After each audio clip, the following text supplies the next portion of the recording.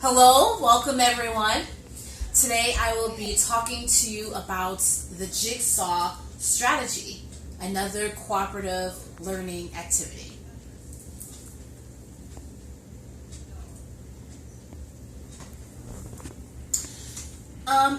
So first off, the journal article that stuck out to me is called Jigsaw Cooperative Learning, a Viable Teaching Learning Strategy.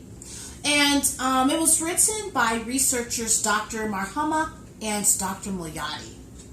And basically, what drew me to this article was that reflecting upon my undergraduate experience, I had just realized a new awakening. Besides the fact that there truly is no experience until one gets his or her first permanent teaching position, I had even realized that my undergraduate experience did not teach all that there is in terms of the methods of creative teaching. Obtaining my bachelor's, my first master's, and English as a second language endorsement degrees, my teacher training programs never really prepared me for really delivering lessons in a creative manner, not even in cooperative learning. Pre-service teachers in my classes were advised that group work was the key for practice assessments, but that was really as far as it had gotten. Fortunately, two researchers, Dr. Marhama and Dr. Moyadi, made sure that the curriculum in their educational program included specific strategies of cooperative learning. These two School of Education professors from Islamic University of Jakarta, Indonesia, sought to determine the effectiveness of Jigsaw cooperative learning instruction of their curriculum, which is called the Teaching Learning Program, to Islamic University pre-service teachers.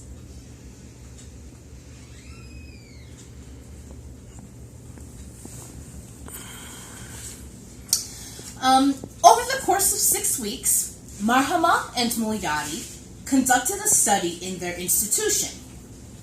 Participating in this experiment were 52 second-year undergraduates. Students were divided into two groups: the experimental group, which consisted of 28 students, and the control group, which consisted of 24. Two faculty professors were also a part of the study, in which he or she taught lessons of the teaching learning program.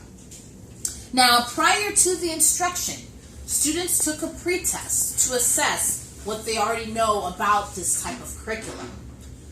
In this experiment, many topics were covered.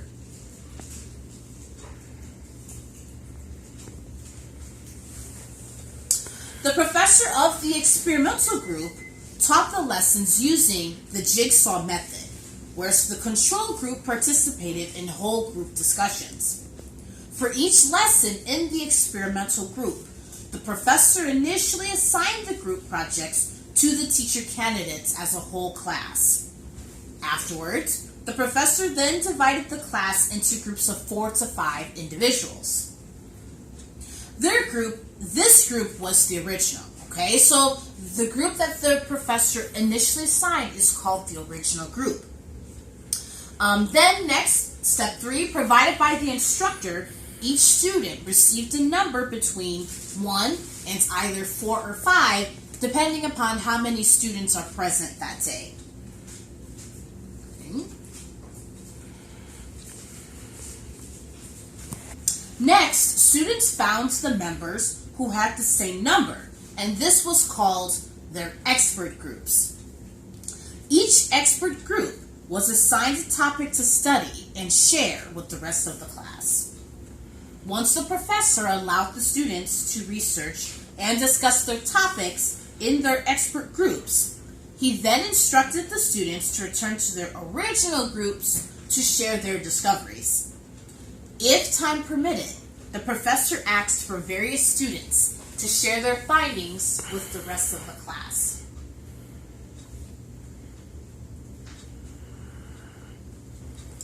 Upon the conclusion of the 6-week case study, students took a post-test about the teaching learning Strategy program.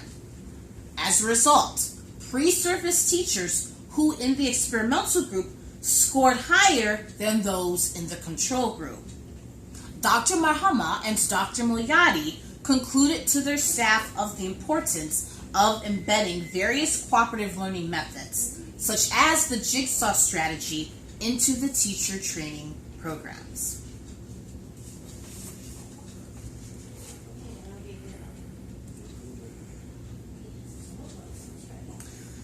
Truly, I am so thankful for this oral communications course. As previously mentioned, I have never really heard any specific cooperative learning strategy until my postgraduate years. In class, we worked in groups, but it was very traditional. The professor either counted us off by number, and then we went to our partners, or we chose our own groups. Afterwards, we simply shared with the rest of the class. Group presentations were another type of group activity that was assigned frequently. But again, we just worked with our groups, we shared with the rest of the class. There was really no specific type of technique taught to us. When I became a guest or substitute teacher in my school district, I learned about Socratic seminars. For various school assignments in which I was in for other English teachers, I read the instructions left by the permanent teacher and assisted in conducting these discussions. However, it was not until this English education program here at Nova Southeastern University that I gained knowledge of all other types of cooperative learning strategies. As I was reading this article, I found myself interacting with the text, as if Marhama and Mulyadi were sitting right across from me in a formal interview. I was applauding them for bringing this conclusion to their university. It would be a wonderful experience if these two researchers were to present the effectiveness of the Jigsaw method to my former institutions of higher learning. In fact, this article has inspired me to do a little research of my own. Having the opportunity to investigate and study the teacher education programs of various Illinois higher learning institutions would be a wonderful experience. My aim would be to determine if various cooperative learning strategies are being used in the classrooms with pre-service teachers. When teacher candidates enter the school workplace, administrators are expecting to see students orally discussing their findings about these various methods if they are not being introduced into the teacher education programs at their institutions.